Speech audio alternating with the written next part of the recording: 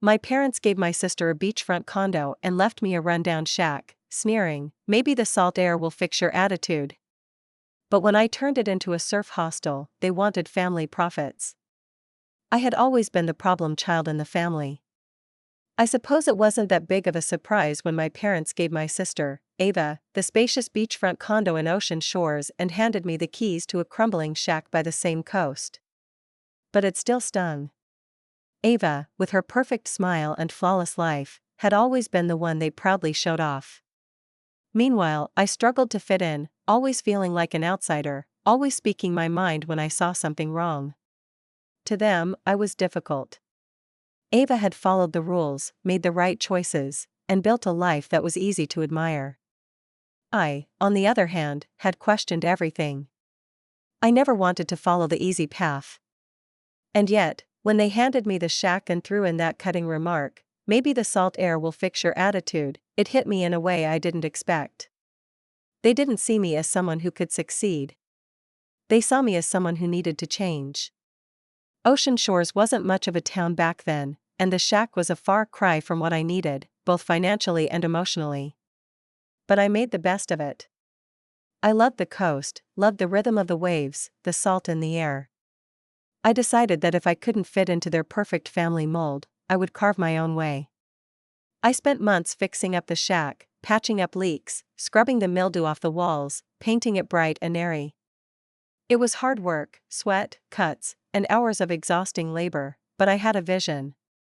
Ocean Shores was starting to attract young, adventure-hungry tourists, and I had an idea, a surf hostel. So, I turned the tiny, rundown shack into a small but vibrant hostel. I added bunk beds, a communal kitchen, and surfboards propped up against the walls. I learned to advertise online, built a small website, and soon enough, people started booking. Backpackers, surfers, and wanderers who just needed a cheap, welcoming place to stay. The hostel wasn't luxurious, but it was lively. It felt alive with the energy of the young people who stayed there. I worked tirelessly, and over the course of a few months, the place started to thrive. I was no longer just scraping by, I was building something of my own. For the first time, I felt like I belonged. I had done something. I had built something from nothing. But then, my parents showed up uninvited. They'd been in town visiting Ava, who by now was thriving in the condo they'd gifted her. They were proud of her. Of course, they were. I had heard from some locals that my parents were bragging about Ava's success and casually mentioning how Frances was doing okay but not exactly in a stable situation. So when they showed up at my hostel, unannounced, I already had a sinking feeling in my stomach. "Frances, we need to talk," my dad said as soon as I opened the door. His tone was sharp, cold. Ava stood behind him, arms crossed, her usual perfect composure making me want to roll my eyes. They stepped in without waiting for an invitation. "Sure, let's talk," I said, trying to keep the irritation out of my voice. I didn't feel like I owed them anything, especially not an explanation for what I'd done with the place. "You've done well," Ava spoke up, her tone light, but I could sense the subtle criticism underneath. "But we've been talking, and we think there's an opportunity here for the whole family." I raised an eyebrow, unsure of where this was going. "What do you mean, exactly?" My dad cut in before Ava could continue. "Your little hostel, well, it's fine, I suppose. But we think you're mismanaging things. It's not sustainable. You've got a good idea, but you don't know what you're doing." My stomach churned. There it was, the familiar judgment, the same dismissal that had followed me my whole life. "What are you suggesting?" I asked, trying to control the growing frustration. "That I'm failing? That I need you to fix it?" Ava chimed in, her voice soft but insistent. "No, not exactly. It's just, maybe it's time you thought bigger. Dad and I think there's a way to turn this into something more substantial, something that could benefit everyone. If you let us help, maybe we could all share in the profits." My head spun. "You want to share? In my business? You've got your condo, Ava.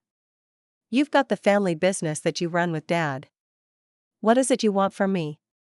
My dad's eyes narrowed, and I could tell he wasn't used to being challenged. We're family, Francis. You've got a good thing here. We should be a part of it. You don't get to just take something from me because you think it's yours, I shot back. I worked hard for this. And now that it's doing well, you want a piece of it? Just like that? Ava looked at me with that look she always had, the one that said she was sorry, but not really. Maybe it's time you let go of the past, Francis. We can work together. I could feel the tension in my chest, tightening. It was like everything they'd ever said to me, all the years of comparisons, all the subtle ways they'd undermined my choices, had led to this. They didn't care about me. They just wanted to control whatever they could. And now, my success wasn't just my success, it was something they wanted to control too. I didn't ask for your help, I said, standing my ground. And I'm not giving up what I've worked for just because you've decided it's time to play family. This is my business, my hard work. So, no. I'm not sharing it with you. For a moment, there was silence. Ava looked like she might say something else, but I could see the calculation in her eyes. I knew what she was thinking. She wanted to be the one to fix everything, to smooth things over, to play the role of the peacemaker. But I wasn't interested in peace. Not when it came to this. My parents, meanwhile, weren't so calm. My dad's face had turned red, and his voice rose, his words sharp and cutting. You've always been so difficult, Francis. You've always had to make everything harder than it is. Well, you won't get far on your own. You'll fail just like you always do. I felt a rush of anger, but instead of responding, I simply walked away from them, toward the back of the hostel. I didn't want to hear any more of their insults.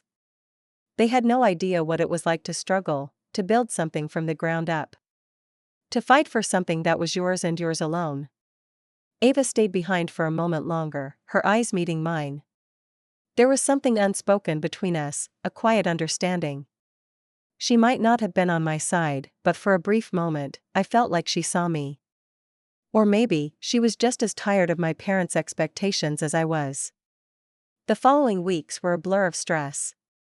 My parents hired a lawyer, claiming I was mismanaging the property and threatening legal action. They said I was violating some obscure family agreement. But I wasn't backing down. It felt like the world was crashing down on me, but I wasn't going to let them take what I had worked so hard for.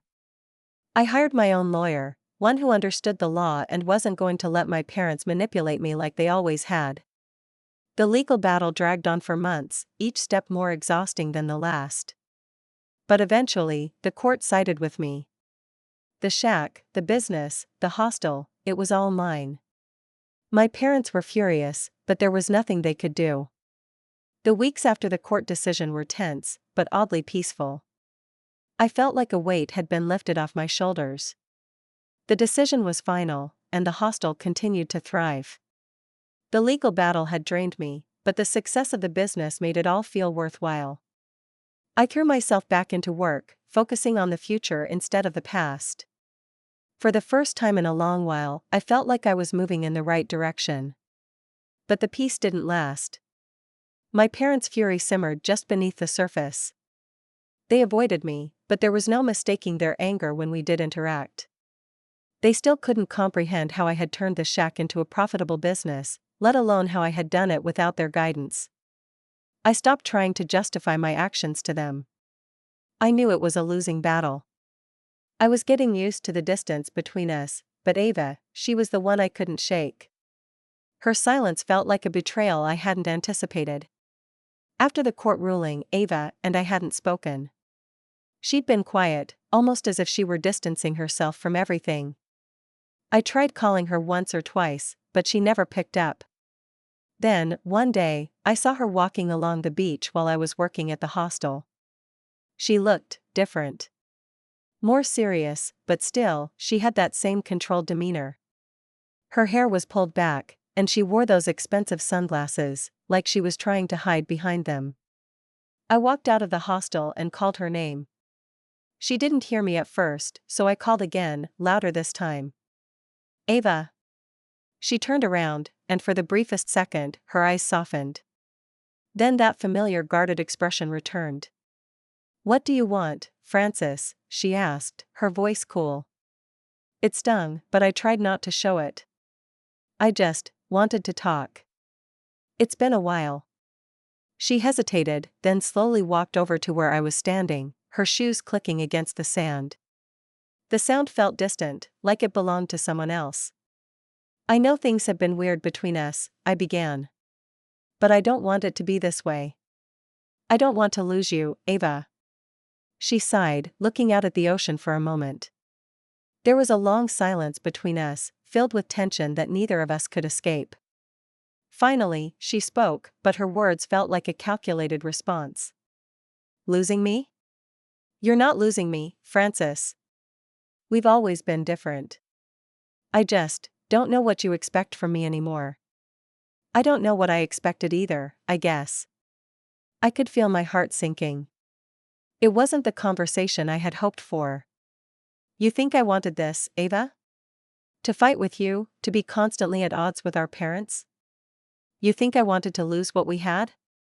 Her eyes hardened again, but this time it felt like a wall I couldn't break. "I don't know what you want me to say. You fought for what you wanted, and that's fine. But you always pushed too hard, Francis. Always." I winced. "I pushed too hard?" I repeated, as though trying to wrap my head around the idea. "What do you mean by that?" Ava paused, as if carefully choosing her words. "You never care what anyone else thinks. You don't care about how things look, about how things could be easier. You just bulldoze through everything." It felt like a slap, though it wasn't meant to be. I could tell she wasn't trying to hurt me, but that didn't make the words any less painful. "I don't care about how things look?" I asked, my voice rising slightly, but I quickly took a deep breath, trying to calm myself. "I've spent my whole life trying to get them to see me, Ava. To see me. But they never do. You're the one who gets everything handed to you, the perfect daughter. You don't know what it's like to have to fight for every little thing." Ava's face softened slightly, but I could see the edge of defensiveness still in her eyes. "I never asked for it to be this way, Francis. You think I wanted to always be the perfect daughter, to live up to everyone's expectations? I didn't choose that. But I didn't want to be like you either. You've always been so loud. So defiant. Don't you ever get tired of fighting?" Her words hung in the air like a fog. I didn't know how to respond. I'd spent my whole life fighting, yes, but it wasn't because I enjoyed it. I fought because it was the only way I knew how to survive in a family that only ever wanted to control me, shape me into someone I wasn't. "I don't want to be like you," I said softly, as the weight of the conversation started to sink in. "I don't want to be the person you think I am.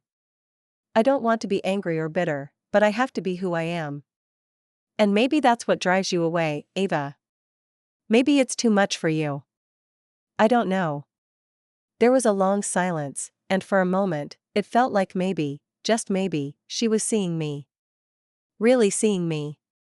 "I don't know what to say, Francis," she finally said, looking at me with a mixture of sadness and something else, something I couldn't quite place. "I never wanted this. I never wanted to hurt you. But we're just not the same.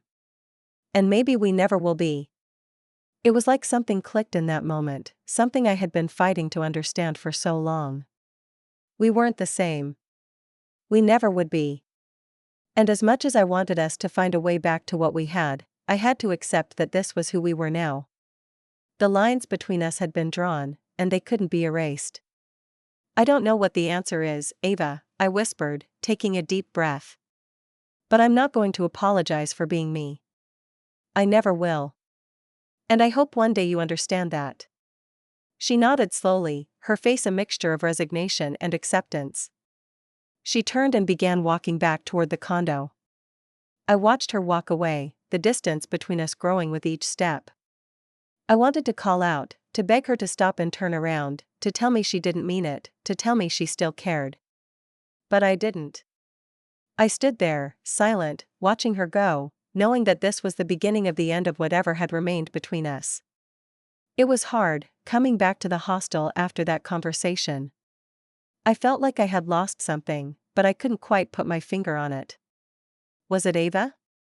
Was it the hope that maybe we could find common ground again? Or was it just the realization that nothing would ever be the same? Business was going well. The hostel was still thriving. But the price of success, of standing up for myself, was steeper than I had imagined. I was no longer just fighting for my business. I was fighting for my relationship with my family, and it felt like I was losing on both fronts. But I didn't have a choice. I couldn't stop. I wouldn't stop. Not now. The weeks passed, and life at the hostel moved forward, as it always did. There were tourists coming and going, new faces that brought energy to the place. But the tension in my family lingered in the back of my mind. Ava wasn't talking to me, and neither were my parents. I could feel the weight of their disappointment, though they never spoke it outright anymore. Their silence was just as loud as their words had been. But I wasn't about to let it drag me down. I had worked too hard to get where I was, and I wasn't going to let them ruin this for me. The hostel had become my pride and joy, a place where I could be myself, surrounded by people who appreciated what I had built. It wasn't perfect, but it was mine. And it was enough. But then, just when I thought I had finally settled into this new life, my parents showed up again, this time unannounced, standing at the front door of the hostel with that smug, condescending look they always wore when they felt they had the upper hand. "Francis, we need to talk," my dad said, as if I hadn't heard those words 1,000 times before. I didn't even try to hide my frustration. I thought we were done talking. "We never got a chance to explain ourselves properly," Ava added, her voice soft but insistent, just like it always was when she was trying to manipulate me into doing what they wanted. "We didn't want to hurt you. We thought, maybe we could come to some kind of agreement." I rolled my eyes. "An agreement? I've heard this before, and I'm not interested. You want to take a piece of what I built. No deal." They looked at each other, and I could see the disappointment in their eyes. But something had shifted in me. I wasn't afraid of them anymore. I wasn't scared to stand up for myself. And I wasn't about to let them tear me down again. "You really think I'd just hand over what I've worked for?" I said, my voice steady but firm. "This hostel is mine. I built it. It's the only thing I've ever had that's truly mine. And I'm not giving it up for anything or anyone. Not even for you too." They didn't say anything for a moment. I could see my father's jaw clench as he tried to think of a way to regain control of the situation. But I wasn't going to let him. Not this time. "Francis, this is ridiculous," he said, his tone growing more strained. "You're being childish. You're refusing to listen to reason. All we want is a fair share. We helped you in the beginning, don't you dare." I snapped, cutting him off. "You gave me a shack, and you expected me to fail. You didn't help me. You thought I'd drown in debt and frustration, and you could swoop in and take everything when it all fell apart. But I didn't fail, and now you're mad because you can't control me. You want a piece of what I built? Well, you're not getting it." My father's face turned red, and I could see him struggling to maintain control. He wanted to yell at me, to tell me I was wrong, but he knew he couldn't. Not anymore. Ava stepped forward, her face a mix of frustration and something else, something that almost looked like guilt, but I wasn't sure if I believed it. "Francis, please, just listen. We've been talking about this. We want to make things right. Can't we all just—" No, I didn't even let her finish. "You want to make things right? Start by leaving me the heck alone." There was a silence, thick with unspoken words. I stood my ground, refusing to let them walk all over me again.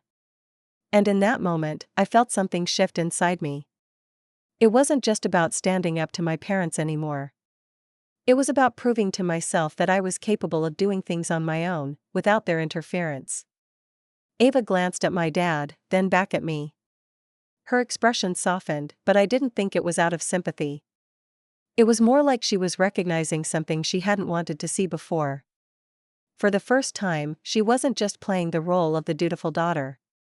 She wasn't trying to please them. She was seeing me for who I really was, someone who had fought for everything she had, and who wasn't going to let anyone take it away. "I guess this is where we part ways," Ava said quietly, almost to herself. "You're right," I said, my voice more resigned now. "This is where we part ways. For good." It felt like a weight had been lifted. I didn't feel triumphant, but I felt at peace. I had finally stood up to them, truly stood my ground.